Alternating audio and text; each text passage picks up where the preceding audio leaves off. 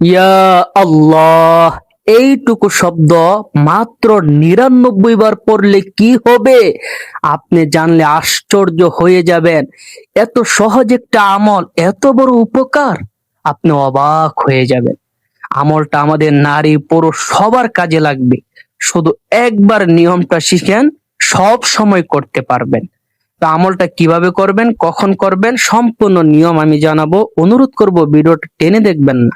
ভিডিওটা খুব ছোট হবে, টেনে টেনে দেখলে আপনি সম্পূর্ণ নিয়ম বুঝতে পারবেন না।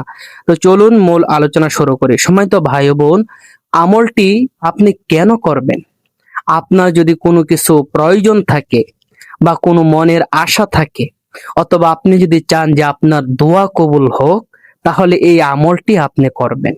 এই আমলটি করে আপনি আল্লাহর কাছে যে কোনো দোয়া করবেন।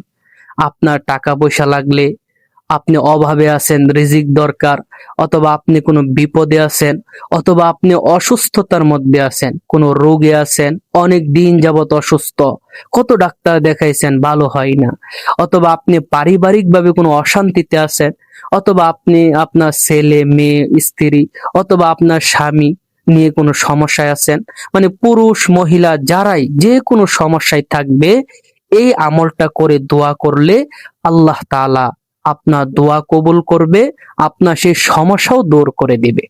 আমলটা আমাদের সবার জানা দরকার, কারণ আমাদের সবারই কম বেশি কোনো না কোনো সমস্যা আছে।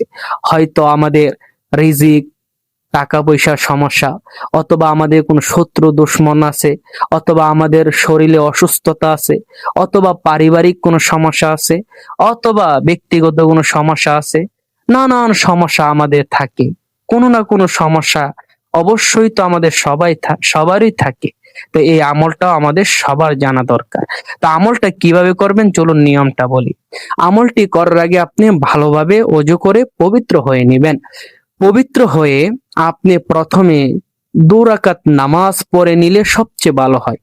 ২ রাকাত নফল নামাজ পড়ে যদি নিতে পারেন তাহলে ভালো, আর না পড়লেও কোনো সমস্যা নেই। যদি আপনি নামাজ পড়েন তাহলে নামাজ শেষ করে আপনি কয়েকবার ইস্তেগফার পড়বেন, কয়েকবার দরুদ শরীফ পড়বেন। তারপর আপনি ৯৯ বার পড়বেন ইয়া আল্লাহ, ইয়া আল্লাহ, ইয়া আল্লাহ, ইয়া আল্লাহ, ইয়া আল্লাহ। এইভাবে আপনি গনে গনে ৯৯ বার পড়বেন। আল্লাহ তাআলা যত নাম আছে, নামগুলোর মধ্যে সবচেয়ে সুন্দর মধুর নামগুলো একটা হলো আল্লাহ। আল্লাহ নামটা সবচেয়ে সুন্দর এবং মধুর। এই নামটা পড়লেও ভালো লাগে এবং আল্লাহ তাআলা শুনতেও পছন্দ করেন।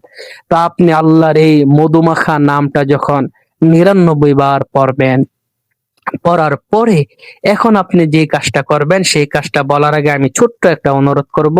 যারা যারা ভিডিওটি দেখতেছেন, ভিডিওতে একটি লাইক করে কমেন্টে আমিন লিখে আমাদের প্রতিদিনের আমল চ্যানেলটি এখনই সাবস্ক্রাইব করে রাখতে পারেন, যেন প্রতিদিন নতুন নতুন আমলের ভিডিও আপনি সবার আগে পেয়ে যান। প্লিজ চ্যানেলটি অবশ্যই সাবস্ক্রাইব করে দিবেন।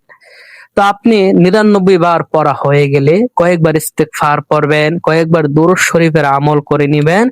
তারপর আপনার যে সমস্যা, যে উদ্দেশ্যে আমলটা করবেন, অথবা আপনার যেটা প্রয়োজন সেটা দোয়া করবেন।